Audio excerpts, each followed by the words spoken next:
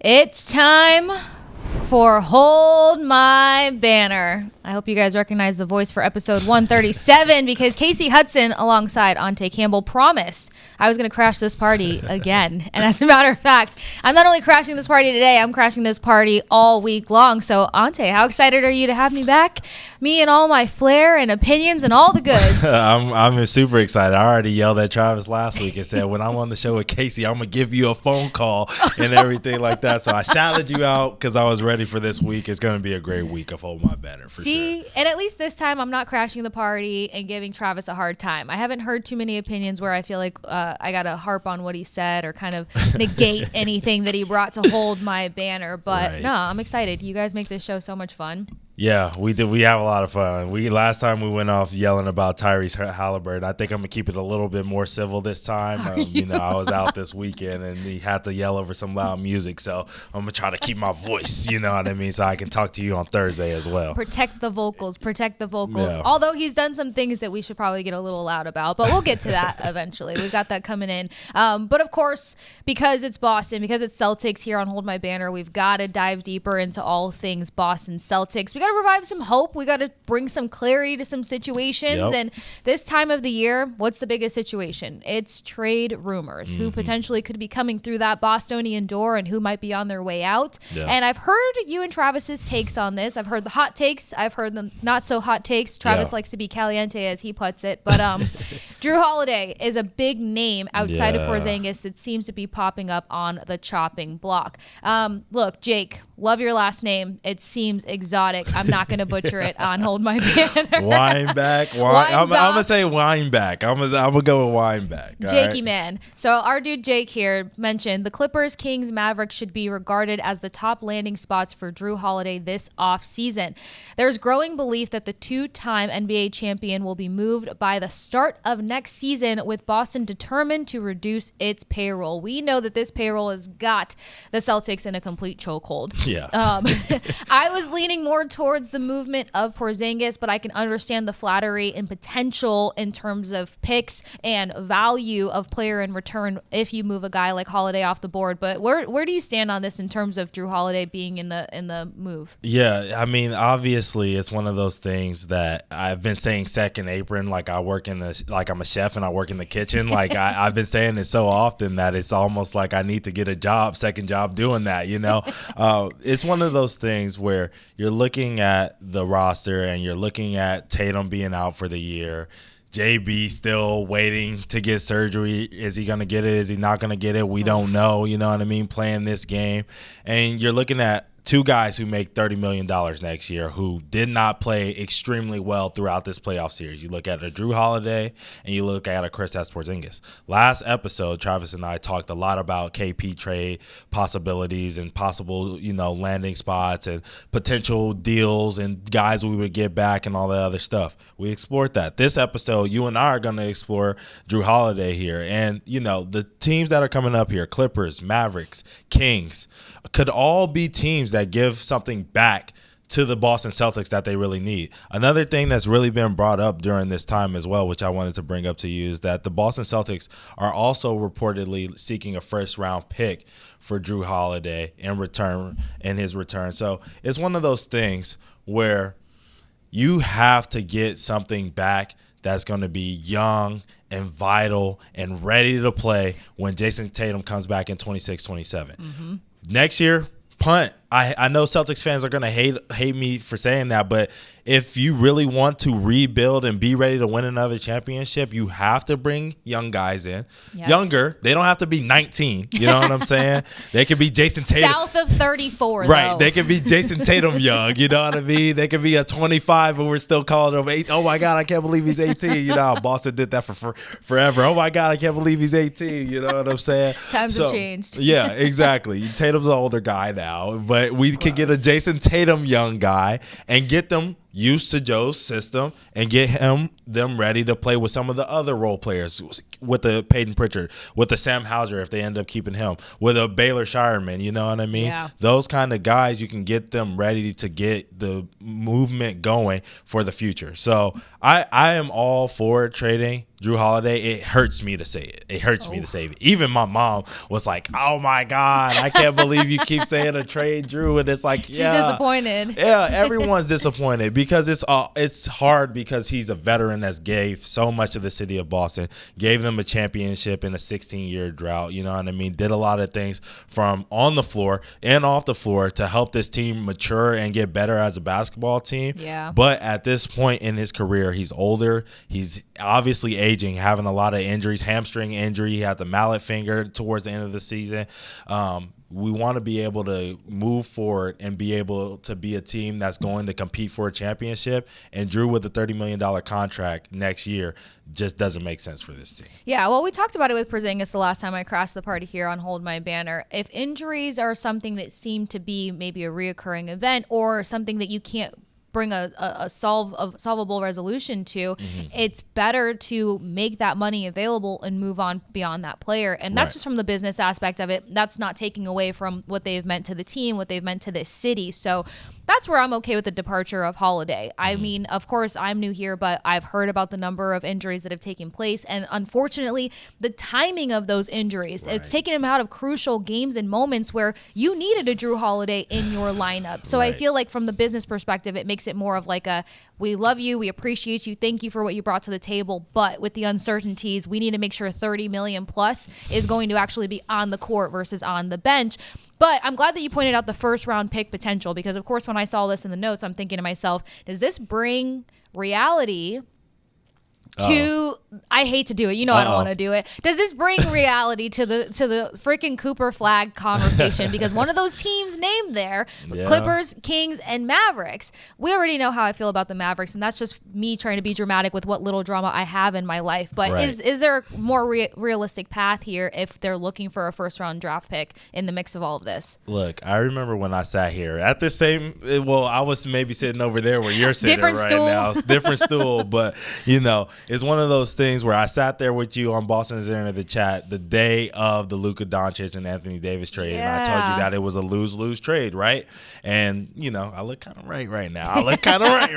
You know what I'm saying? I'll give you your flowers. But you know, when that trade happened, it opened up reason for Nico to look desperate. He lucked into the first pick, so now he has an opportunity to have AD, Kyrie, and a Cooper flag together. I think he's doing anything possible to keep that group together. I don't think a Jrue Holiday moves the needle. I think it would have to be a guy like a Jason Tatum and a Jrue Holiday, or a Jaylen Brown and a Jrue Holiday and maybe Did we do KP. Holiday and Porzingis? Just send them both there? Yeah, I wish, but I don't think there's going to be any validity to that. I love that you're asking me and having the conversation with me about that, but I did want to talk about more of these other two teams that you were talking about. The Mavericks, I'm kind of washing them out of this deal only because I don't think Boston really wants to help them out, and I don't think they're going to come off of anything that's really potent. Yeah. You know what I mean? After the that mess would they help made already. the Celtics, you know what I'm saying? Because they see themselves as a championship level team, right? The Kings and the Clippers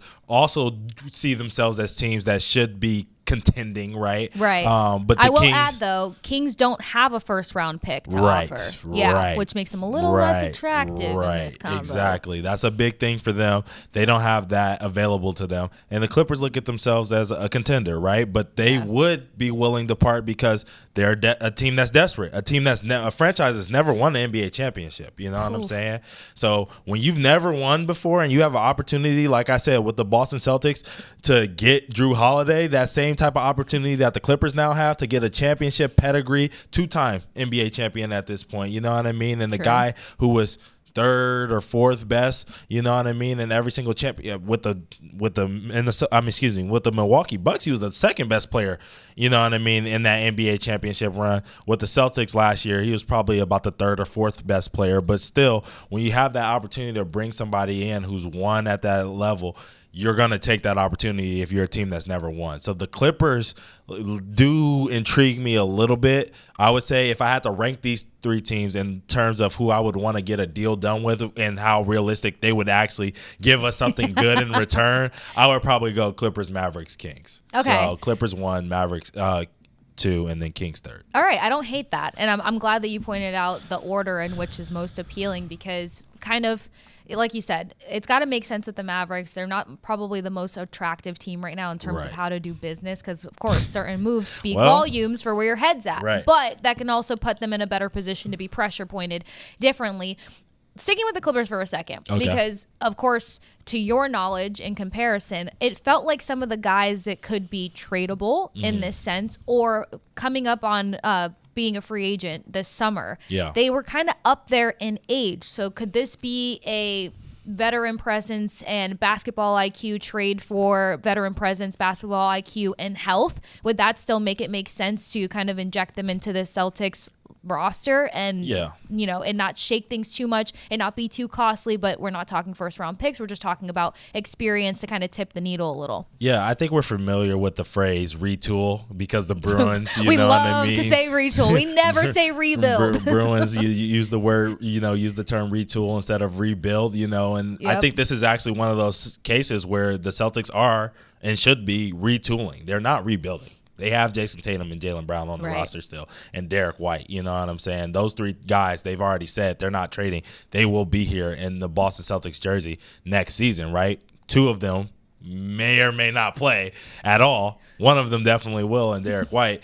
And so I think when you have those 3 guys, right, who you expect to be at all-star or budding all-star level going into that 26-27 season, you have to be able to get some guys who are, like I said earlier, a little bit younger, Tread but lightly. not young. You know what I'm saying? I don't need a 20-year-old, but maybe a 25-year-old, maybe a 26, 27, maybe a guy who's already in their prime, you know what I mean? Like a DJJ out of, UNLV. I'm talking draft. I'm already thinking about the draft. We're a couple weeks away out of UNLV. He hasn't played at UNLV in years, but, having a DJJ or some guys like that, maybe even a Norman Powell, I don't know how much the Clippers would want to get off a guy like that who had an all-star level season for them last year for Jrue Holiday. Maybe they value, some of the things that a Jrue Holiday brings more than they do a Norman Powell, and maybe they feel like they can get that elsewhere for somebody else or get that production elsewhere.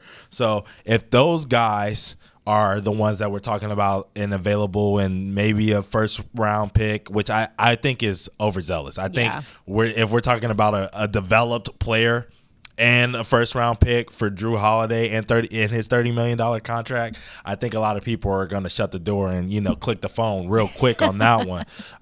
So, it is what it is. But if I could get one of those 2 guys, for Jrue Holiday in return, I might be excited. You could entertain it a little bit more. Yeah. All right. Well, you perfectly put together a list here about potential replacements for the Celtics amid the trade rumors. Yes. Of course, Ryan our dude Ryan. That's what I'm going to go with. Right.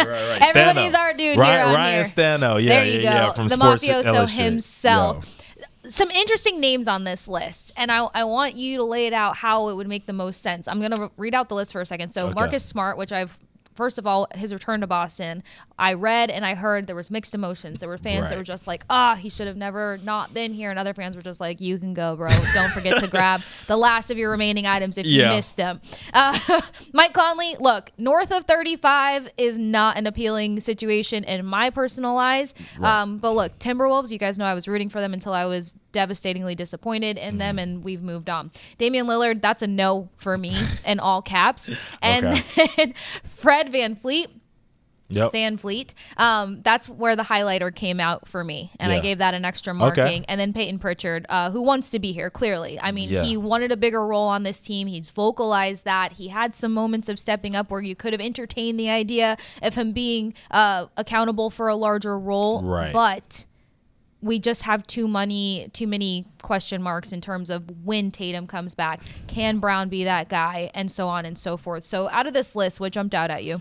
Yeah, I mean, I'll run through it as well with you. The Marcus Smart, I quickly turned down. That's how I thought you were going. Well, here's the thing. I love what Marcus Smart did here in Boston, but there were also the times, like you said, which made fans conflicted, where there was a lot of basketball moments where it's like, okay, bro, like, JT and JB are the guys. Right. You know, like we don't need you dribble for 10 seconds of the shot clock. We need you to get the ball to Tatum and get in the corner and be ready to accept that role. That's what made Jrue Holiday so special here in Boston, that he was like, I don't got to play point guard. I'm cool with that. He knew you know his what role. I mean? He gets in the dunker spot. He stands in the corner and watches. He'll be involved in actions as well, but he understood how to pick his spots. Marcus Smart didn't. Then he went off to Memphis, and he's been hurt and not really playing winning basketball when he is available. True. So I'm not sure where Marcus Smart is mentally. If he would be gracious enough to come back to Boston and accept that, okay, this is JT and JB's ship. I'm not the player that I used to be. Let me play some defense, make a couple shots here and there, and get out the way. Or is he going to come back and he's going to be in familiar territory and say, okay, now I can get back to playing my game because I don't have John Moran, I don't have this, and I don't have that. I love that point out. Right. So it's one of those things where you got to be really mindful of the psyche of a Marcus Smart. Now, Mike Conley, it would be a salary dump kind of deal, right? Mm-hmm. When you're talking about an older player like that who's on an expiring deal, $10 million, this would be getting under that second apron. I know I'm saying it again. Put my chef hat on, but get back to cooking. Right, getting under the second apron. That would exactly be that move, right? Hey, we're punting on next year. This is a guy that's cheap. We can help out Minnesota. Maybe they see it as an upgrade and they want to get that guard back with Jrue Holiday as an upgrade. We'll take on the Mike Conley contract and we'll, go and let him sunset and then go off to wherever he wants to go, or maybe trade him at the trade deadline for something else for a team that is looking to be a contender or something, and help him out, help that team out, and they can help us out as well, right? Then when you look at Damian Lillard, I'm out. I'm out. Hard no. I'm hard no on it.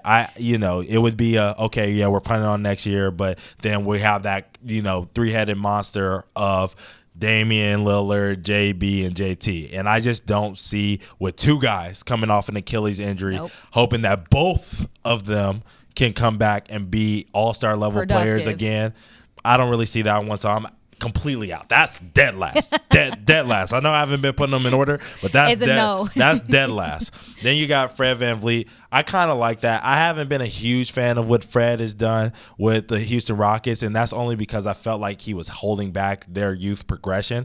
But with this, he would understand his role. Like back when he played with Toronto with Kawhi and Pascal Siakam, he was the third guy, on this team. He would be the third guy on this Celtics team, and I think he would star in that role just like he did in Toronto. And then Peyton Pritchard.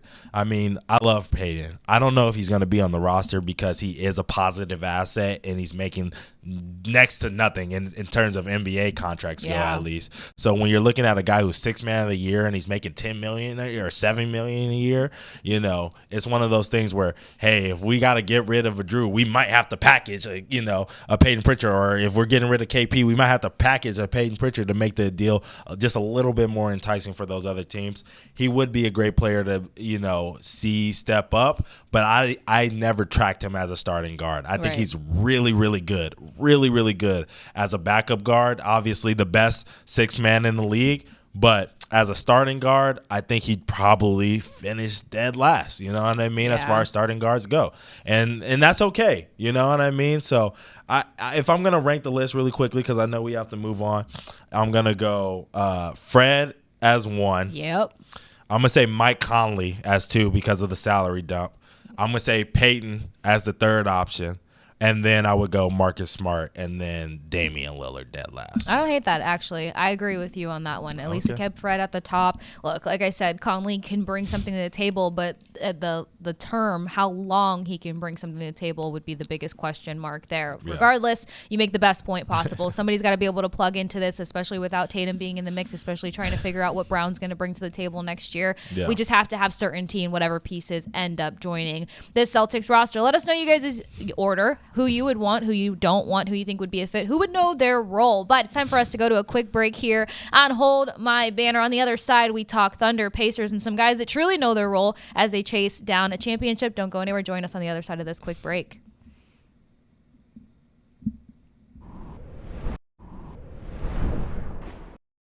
Hold My Banner. Casey Hudson and Ante Campbell running through the potential Boston Celtics roster, some trade rumors being addressed, putting to bed some of that Cooper Flag conversation that some of us love to entertain so much, but a great conversation that we want to get you guys' scope and opinion on. But moving on, we've got championship basketball being played. And I emphasize championship because we've got a Thunder versus Pacers series that is tied 1-1, Game 3 going down tomorrow night.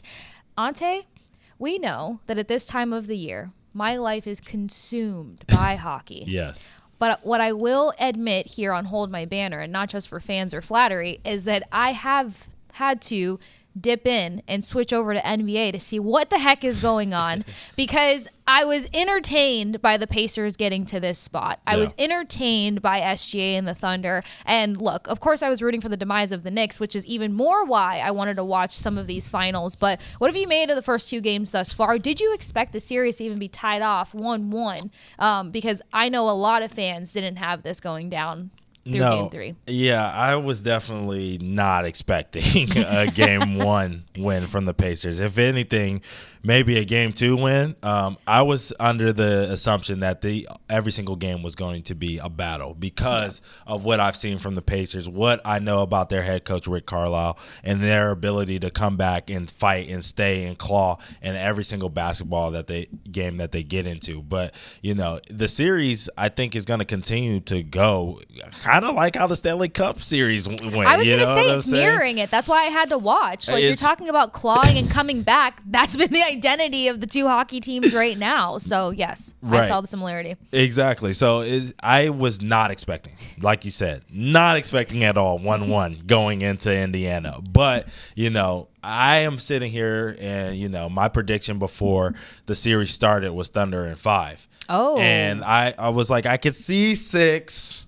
Because of the Pacers and Rick Carlisle, and they'll have the game. Haliburton will have maybe, I don't know, but he might have the one game where he scores 30 and 10 and, whatever. They just have that game where they're clicking really well and shooting the basketball really well. But I'm more thinking kind of like 2012 NBA Finals, which is the one that the Thunder won Game 1 against the Miami Heat and then lost 4 straight to LeBron James to that and Dwayne Wade's team. So I'm kind of feeling like especially after I wasn't nervous after watching Game 1. Let me just preface that. I wasn't that nervous didn't change your mind. Pick. Game 1 didn't. But after watching the Thunder finish it out the right way in Game 2 and be in control of both games, it's kind of like how I was saying with the Celtics in the Knicks series. I wasn't nervous because I knew who the Celtics were and their pedigree, and they were to give up a 20-point lead, you have to be up 20. You know what I'm saying? So True.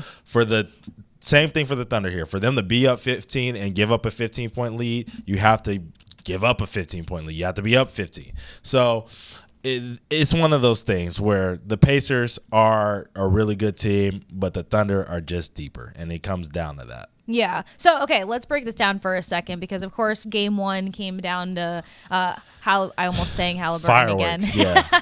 What the hell? It came down to Haliburton having that monstrous, perfectly timed jumper, 3 seconds left on the clock, and then takes over Game 1. Game 2 comes about. SGA does what we've seen him do throughout the season. Right. You put up 34 points, throw the whole team on your back with a smile on your face, and you call it a W. Game 3, how do we get a equally as exciting game, one would say, but we know that the Pacers have the ability to come back. We saw them kind of force the Thunder into their game structure in the fourth quarter, regardless of what the score was by nearly a 10-point margin all throughout.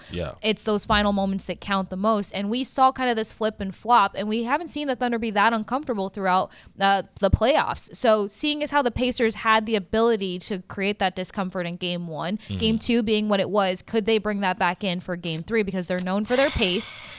They're known for kind of having that sneaky fourth quarter because we saw them do it a number of times leading up to this final. So could we see a more interesting Game 3? I think, I was talking to some Pacers fans. I was talking to some Thunder fans, as I normally do in a series like this. And, what I came to my conclusion after talking to everybody and watching both of these games is that there's going to be that Pacers run at the beginning of Game 3. Indiana's going to be loud. Everyone's going to be wearing their shirts, which I love that both of these teams make their fans wear their shirts, right? Everyone's going to be, it's going to be a sea of yellow. We're going to get that zoom out. You're going to hear that crowd pop, a timeout from Mark Dagnall or whatever. The Thunder have to withstand that run. If they don't withstand that run, they'll lose game 3. But I am predicting to you right now, Casey Hudson, that this Thunder team will withstand that run and go off to win this game. Is there a way that the Pacers can make this one interesting?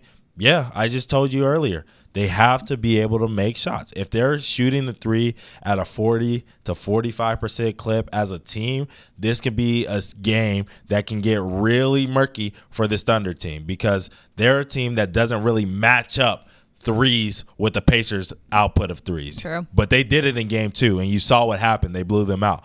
But 14 threes isn't enough if you're the Pacers. If you want to win this game, if you want to win this series, you have to get into that 18 to 20 to 25 range if you want to know that you're going to walk away with a win. So if the Pacers can do that, which is a tall task. It's not easy because this Thunder team is one of the best teams in the league defensively. But if they can match that output, which they did against the Knicks, they did against the Cavs, they did against the Bucks, they can win game 3. Yeah. See, that's okay. Not to be like weird in terms of analogies here, but like Pacers have this like they are. They've been acting like aliens. That's where I was going with They're that. They have this alien nature to them. Like, you know, when you see cloning happen, yes. After playing a team and falling short or being defeated, no matter what the score may be, you just have a tendency to see the Pacers come back and blueprint what just beat them. Like, am I exaggerating with that? But that's where I was going with the whole alien comment that just jumped out. Right. I mean, it has been, you know, a magical run. I mean, I don't know, you know, what you call it. I think a lot of people gave the Pacers, you know, hell last year and said, oh, the Celtics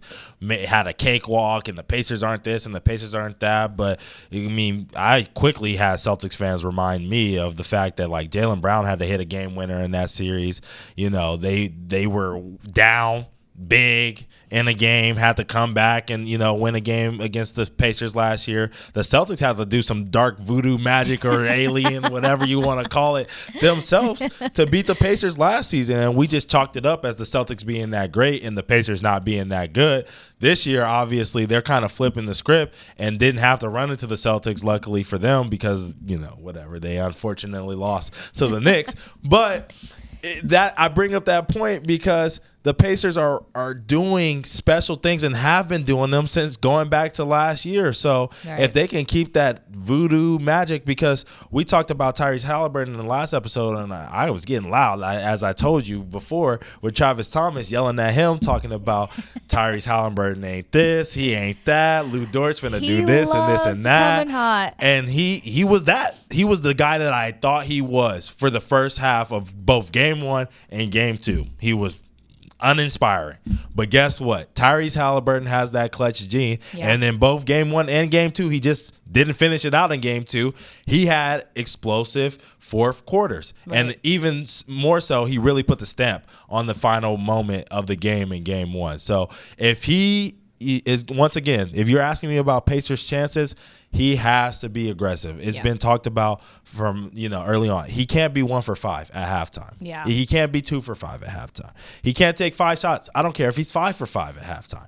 He's got to shoot 10 shots in the first half of this game in order to get his team going. Whether they go in or they don't go in, he's been a special player for them on the offensive end, and his scoring will really open up his ability to facilitate. And when he had that game against the Knicks where he had 30 points and 15 assists and no turnovers, it was all because he was aggressive from the onset. Yeah, and we'll talk about his MVP potential performances, and if his team has a chance, he has to be the MVP for the Pacers. But kind of touching back to something else that you just said, because you mentioned the fact that shooters got to shoot, Thunder's edge defensively, but we did see a big defensive effort at the end of that first game there, and we saw a lot of great things out of Siakam, a guy who was helping block shots, I mean timely key shots, and then more importantly, grabbing rebounds that you just kind of saw OKC sitting back, almost anticipating that it was their rebound, and he made sure to let them know it's not yours, it's ours, and we're going to add some points to this rebound as well. Right. Say he comes in and comes comes up strong with a performance like that yet again. Yeah. Say that they can go toe-to-toe defensively and hold off the shooting. Is it going to come down to who has the stronger defensive performance if these two teams kind of know that both teams can get shots off? Yeah, I think it's going to come down to the guy who won MVP. Honestly, they haven't found a way to slow him down at all. You know, shout out to Shea, but he's been all world. We talked about it. You know, the most points of any player in NBA history in their first 2 finals appearances, right? So 72 points in his first 2 games. Like you said, 34 in game 2, 38 in game 1. They just didn't happen to get the win. If they're going to be able to, you know, to make this game interesting, it's going to come down to the fact that, hey, they shut down 2. If you don't shut down 2, it's going to be a long night once again. So, you know, it is what it is. You know, what I did want to say about this whole entire game and this experience is, man, what like a special 2 cities to get this NBA Finals in their building. Because, like I said, the fan energy, these people care deeply about their teams. If you go to Indiana, you probably find a million Pacers fans out on the street just having a good time right now. You go down to OKC, and on their one main street that they got that runs down the middle of their city, it's a bunch of Shea jerseys, Chet jerseys, kids, grandmas, aunties, uncles. It don't matter. Everybody is outside excited and rooting for their team. 2 fan bases that have not really had any issues with, you know, being rude or anything like that, just basketball fanatics. So right. I'm appreciative that both of these fan bases get the opportunity to see their team in the finals, because it, you know, what happens next, we don't know, but it's been special so far. I believe that. Good take too of the fact of like you can be a passionate fan without being an absolute insane fan. And I feel like we've seen a lot of passion, a lot of excitement, and a lot of hope, which I'm excited about the hope aspect. I'm always here for more game. So yeah. I'm here for this to go past 5 games, unfortunately, against your prediction. What you saying? You saying it's going past 5, or what we talking, Casey? What you think? I'm saying we could see 6 games here. I think that the Pacers have to be able to steal one more because it's just been their DNA leading up to this moment. You know what I mean? So basically what I was saying earlier, too, I was kind of crediting the fact, yes, I made a joke about the aliens and stuff, but it's more so the fact of, like, they have the capability of making the game their own. They have the capability of pushing, you know, one more game, one more opportunity, keeping things alive. And when you have that vibe about you, it's just like I don't see the door closing as fast. So just considering what they've done up to this point, I'm just so let me get a score prediction. What are you saying? Like a score prediction, game 3? Yeah, because look, here's the thing. Yeah, we'll talk about game 4 next episode, but game 3, can I get a score prediction? Because here's my thing, right? I think if the Thunder win game 3 and 4, it has, you know, they're going to finish it out in game 5. And I don't think they're going back to OKC and, you know, not celebrating on their home court, right?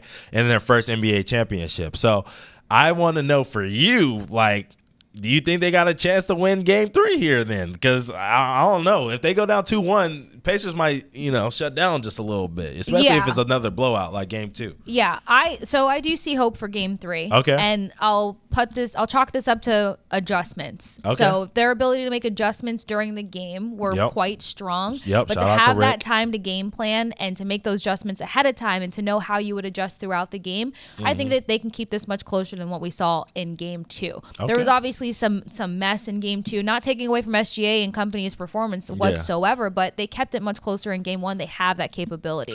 The next thing, and you could tell me if I'm wrong, I feel like I saw the Pacers have the ability to mentally wear down and take out OKC in the final 5 minutes of the fourth quarter. Right. And when you can play that mental game, it can swing any sort of way. And when you're closing out just as strong as you started, so they're not going to come into this focusing on putting up points and trying to dominate in the first. I think that they're going to try to go toe-to-toe, knowing and being confident in their ability to take over in that second half of a game. So, again, considering what they've done up to this point, adjustments are everything when you're talking about playoffs in any sport. And that mental aspect that I feel like I saw at the end of game 1, I say 110 to talk to me.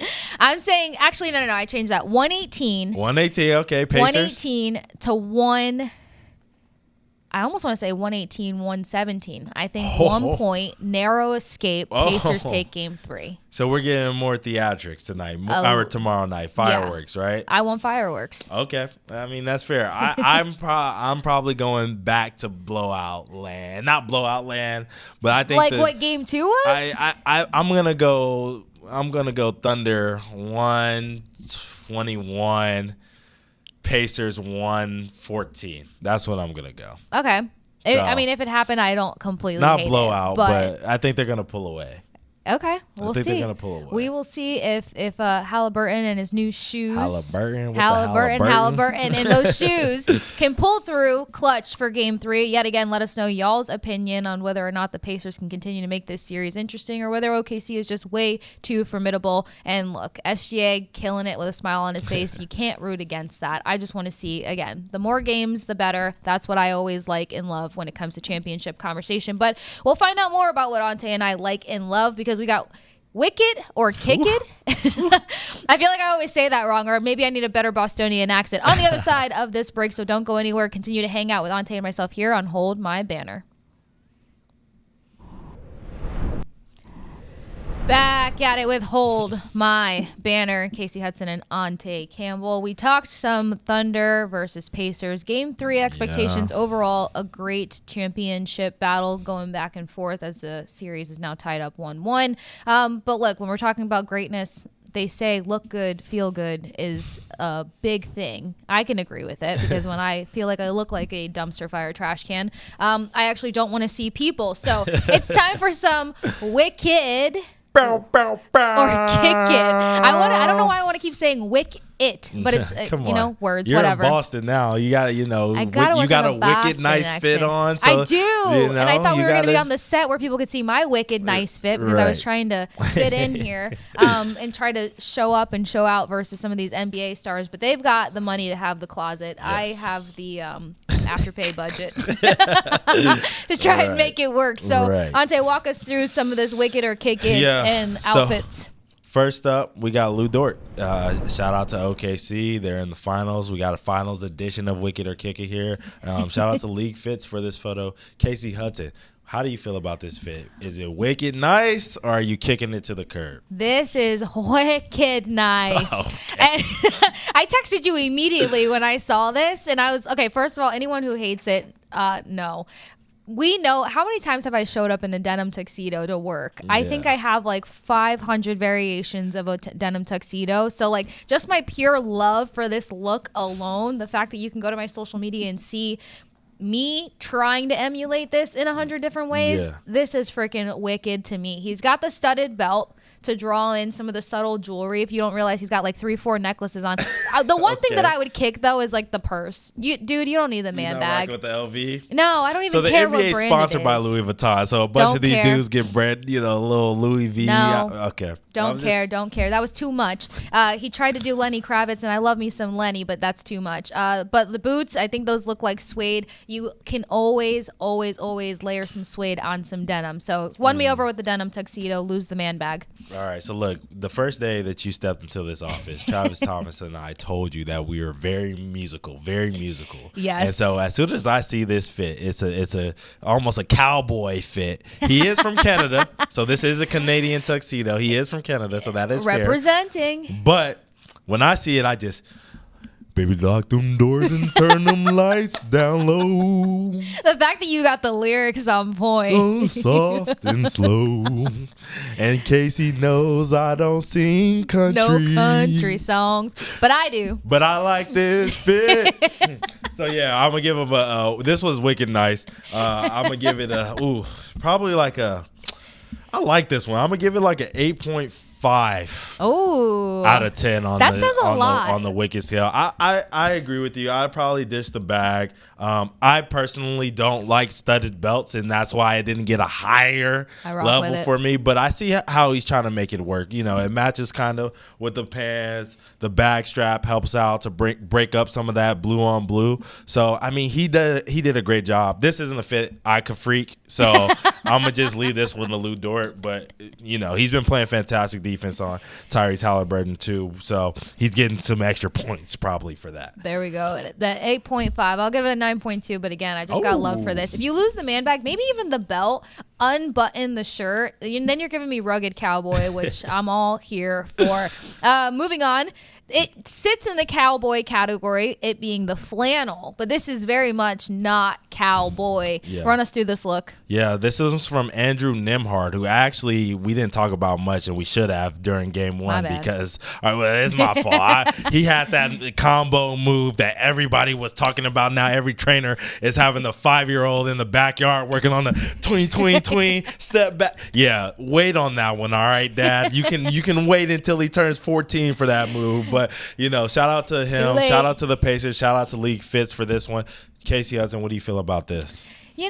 It's very simple. Yeah. You know what I mean? And I don't hate simple. He's showing up ready to do his job. I see the Louis Vuitton in the mix again, but you know what? I'm a sucker for some Chucks, and he layered it in with a flannel. He said, "I'm here to do work," so I'll give it a solid 8. I don't hate it. I'm on board for the simplicity of the look. Yeah. So taking you guys behind the curtain, Casey Hudson knows I went back home to Los Angeles this weekend, and when I see this fit, when I see the Chuck Taylors, it's West Coast, I see the flannel. Andrew Nembhard, actually, I don't know why this must have just been pure coincidence, but both of these dudes are from Canada. He's from Canada as well, just like Lu Dort.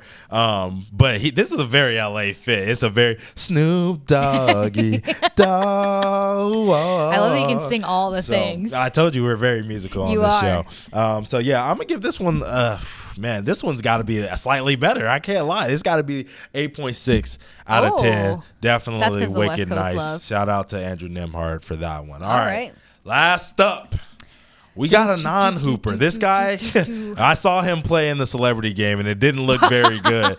But shout out to Kai Cenat, and shout out to League Fits for this fit. He was courtside for game 2 wearing this one. How do you feel about this one, Casey? Dumpster fire. I understand when we try to make something fashionable, right? We're seeing all kinds of things that at first glance you're like, this should never have been a thing, and it potentially grows on you as you look at it long enough. I kept looking at it and looking at it and looking at it, and I'm just like, no, first of all, something had to simplify itself here. I would maybe be okay with it between the furry hat, the flannel around the waist, the cargo pants, but the Uggs, dude, you really had to throw, and not even some cute looking Uggs. You look like you got caught in the rain, maybe taking out the trash and something leaked on your Uggs, but you can't be wearing monstrous Uggs on top of everything else that you have going on here. So it's too much. He tried to do too much, and unless you're putting up numbers on the court, this is a no in my book. Kicking it. Oh man, it's so funny that you say that, because whenever I looked at this fit, we're in the world of terrible remakes of every movie. Every movie that we loved growing up has a terrible remake now, and I thought he was auditioning for a terrible remake of Cool Runnings, because he's got the dreads, of course, and then he's got the hat on top. I'm like, are you getting ready? He's cold, but he's not. I'm like, are you getting ready to push the bobsled? You're trying to warm up before you go out there to push the bobsled? I know OKC ain't that cold right now, so I'm gonna give this one a kick it as well. I'm not rocking with it. I'm gonna give this one a 2.7 out of 10, and I'm only giving it that high because I like that. I like the flannel that he has wrapped around his waist. I like the pants, but everything else is a no. That tight shirt. The dude behind him is like, oh my God, I can't believe this dude wore this fit with him, but I'm glad I'm in the picture. Yeah, it's all bad. This is kick. Okay, I'm going to sound horrible here, but who would I be if I didn't? I'm going to give it a -1, and it's because of the lady next to him. That's his girl. I don't care. She should have brought correction to this situation. See, you and Travis are lockstep. Because Travis, one time I showed off a fit of Gabrielle Union and Dwayne Wade and D Wade. Oh no, I think it was Chris Paul. It was Chris Paul and his wife, and Chris Paul was looking crazy, and Travis was like, his wife should have got him right, and you saying the same thing. All right, go ahead. Sorry. Lock and step, because if nothing else, what are we responsible for? Some sometimes, not letting y'all walk out of the house looking crazy. And they say in the beginning of every relationship, what does a good woman do? She teaches her man how to dress. And I have been responsible for that in most of my relationships. So yes, he gets an extra notch down because she didn't step in and correct this. But guess what? I took the negative to the next level because not only did she not say, hey, babe, try again. She tried to match him. She's got her and the dusty tight white Uggs shirt on, too, and the tight tee and the flannel, which has too many colors, wrapped around her waist. Yeah, she failed him. They failed each other, and that is why they both are getting a kick it with a -5. But you know what? I'm not even giving it an A for effort. Try again next time. We got games to go and outfits to sort out. But look, I'm glad that you allowed me to be a part of Wicked and Kick It again. We were in step for most of this, for actually all of it. Yeah. In terms of what we liked and didn't like, it was just like to what extreme. So Canadian tuxedo, extra bump. The West Coast look, you gave it the extra bump, and then we both ditched the couple that maybe should have hung out at home. But we got more on the other side of this last break coming up. Guys, what former Celtic players do Ante and I think could be thrown in on this roster and maybe made a difference to help this Celtics team be in a championship versus a Pacers team? I don't know, but you can find out on the other side of this quick break here on Hold My Banner.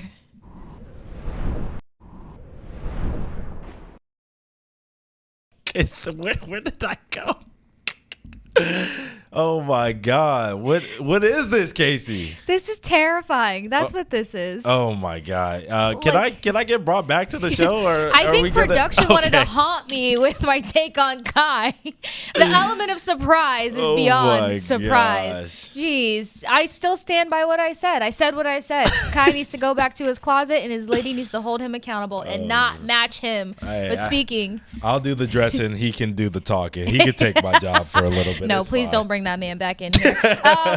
Speaking of accountability, I think that when championships don't run their course or do run their course, you always look at the what if moments and opportunities. I teased that you and I were going to look at some former Celtics and see who we would plug into the lineup that could have potentially got us over the hump and lifting and holding another banner. So I'm going to make this quick. We both picked 3 players. My number 1 player, Larry Bird. I know. My number 2 player, Isaiah Thomas. And my number 3 player, Kevin Garnett. My quick cases for each of these gentlemen. First of all, Larry Bird just did an interview. Yahoo Sports picked it up, breaking down the fact that he didn't want to leave Boston. He felt like his exit was early. You guys know how I feel about players that want to play and be here and be ingrained and embedded into what their city and what their community is. They play with their heart on the line. They bleed out for that team, for that community, and I think that it speaks for itself. Obviously, too, some comparisons to Larry Bird when it comes to modern-day guys, Luka Doncic, as well as Cooper Flagg. So when you're considering the comparisons in modern day, Larry Bird. When you're considering the comparisons, though, you're talking about elite defense, shooters that shoot. We've talked about that when it comes to championship games. So just kind of having that layer of accountability of a Larry Bird and what he brought to a team. Look, I'd bring him back, inject him in, and feel like there's hope to be made for the Celtics going further than they did. Isaiah Thomas, my thing here. There's no quit in Boston. I know it's a song for a different city and everything else, but this is a guy who is a dog, and he bleeds for basketball to the fact that I don't know when we're going to ever see him stop playing basketball. And when you talk about a guy, he's never going to stop. When you talk about a guy that went through trauma and still decided to suit up and be there for his team and to put up freaking points, like 25 plus statements on the back end of trauma, a guy who bleeds for basketball. We know that I love a gritty player. We know that I love an underdog, not the most sizable guy on the court, but he changed the game in terms of like what your frame has to be to make an impact in basketball. And I know that too because I got 2 nephews that are big hoop heads, and like, look, they've looked at the Stephen Currys and other guys to give them hope in that sense, and I feel like Isaiah Thomas is a part of that conversation. And postseason averages 17.7 assists. You're talking about a guy who knows his role. Dish it out or grab the points when you have the opportunity to get it. And then Kevin Garnett. I mean, come on. What do you have to say about this? Nothing. Exactly. It just speaks for itself. So I threw that one in the pot. Game 6 for his championship run, 24 points, 13 rebounds. And look, I love when you can do both rebounds and points. You've got my vote. So those are my 3 injected in my veins, added to the Boston Celtics roster. alert and make an impact. I love those three. I obviously have nothing wrong with your list. I have a different three, completely different. I do want to say before I tell you my three, Larry Bird, your exit was just at the right time. Hey man, Stop it! He made a great case for it. Hey, he's a great player. Best Celtic of all time, top 10 NBA player of all time, 100%. But man, his back was gone at the end of his run, and his knees and his Achilles or whatever, he was out. So I'll give you my quick three. Shaq. The reason that I say Shaq, people are going to be mad at me because you needed somebody especially in that Knicks series, who was going to just say, "Hey, throw the ball into me, slow this game down, and I'm going to do what I'm going to do." Shaq, at the end of his career, played for the Celtics, but that one last year that he gave us, those 9 points a game in those 20 minutes that he played, he was still a dominant force on the offensive end, and he was getting one block a game. That's all I needed from a Shaq. Slow the game down, protect the rim. That's it. That's all this team needed. They didn't need a lot, you know what I mean? Just add a little spice in there, all right? So an old Shaq, I'm taking it. 2, Rajon Rondo, one of my favorite point guards of all time. This team needed a point guard. We talked about Jrue Holiday off the top and what his contributions did. Rajon Rondo was that for a lot of the Boston Celtics team, especially for the team in 08 that ended up winning the NBA championship. Then some, yeah. He would have brought that veteran leadership, the defense, the passing, all of that stuff. Obvious ad for him. And then the last guy, friend of the program, Antoine Walker. You want a guy who's shooting threes at a high clip, playing defense, getting rebounds, 6'9", 4-man, switchable.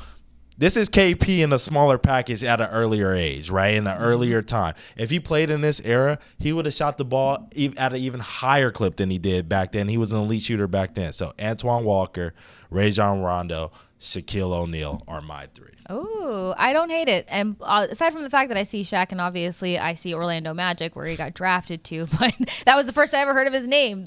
Around the time that I was born, it was like Orlando Magic and Shaquille O'Neal. But I do not hate it. I'm here with it. And look, I think either of these 6 would have helped the Celtics team, because there was a number of times I felt like it was just too much focus on Tatum, which of course your stars got to be your stars, but you got to got that clutch gear out of a few other guys. And we'll see if the Boston Celtics can find that in the summer hunt, working through their payroll issues and all the apron and cooking that Ante will bring to the table. Chef's hat. It's a chef's hat. This has been Hold My Banner, crashing the party all week, but Casey Hudson alongside Ante Campbell. Until next time, y'all, we'll see you back here on Hold My Banner. Deuces.